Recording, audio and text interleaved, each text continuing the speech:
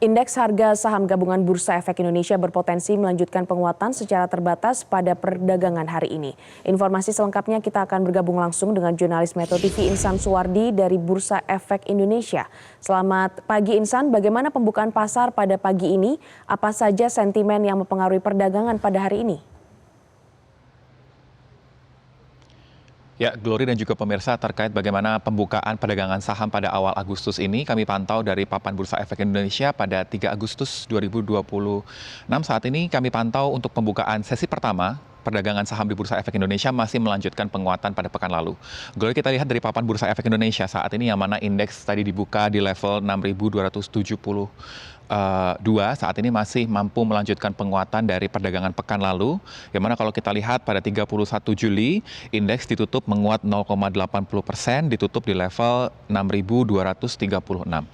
Dan saat ini indeks masih melanjutkan penguatan terbatas ataupun penguatan tipis 0,11% di level 6.242 dengan penguatan sekitar 5 poin dengan catatan nilai transaksi sekitar 844 miliar rupiah. Nah, Glory, kalau kita lihat pada perdagangan awal Agustus ini dari sejumlah pengamat menyampaikan bahwa indeks masih akan mampu melanjutkan sisi performance positif secara terbatas. Misalnya dari VP Equity Retail Kiwum Sekuritas, Octavianus Audia menyebutkan bahwa indeks pada pekan ini masih memiliki ruang bergerak di kisaran rentang support 6.170 sampai dengan resisten di 6.295.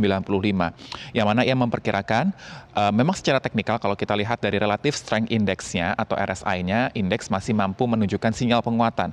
Meski dari moving average-nya kita lihat cenderung sudah bergerak secara melandai. Kalau kita lihat dari sentimen yang akan mempengaruhi perdagangan pada hari ini, mulai dari ranah global kalau kita lihat bagaimana dinamika pergerakan ataupun eskalasi konflik yang berada di kawasan Timur Tengah masih menjadi salah satu hal yang diperhatikan oleh para pelaku pasar, yang mana terkait bagaimana dampak perang yang terjadi cukup berkepanjangan antara Amerika Serikat dan juga Iran ini memberikan pengaruh terhadap rantai pasok energi global. Sementara dari dalam negeri, dari pelaku pasar masih menantikan sejumlah data-data penting yang akan disampaikan oleh regulator. Mulai dari data laju inflasi, lalu ada juga PMI manufaktur Indonesia yang akan disampaikan juga kepada publik.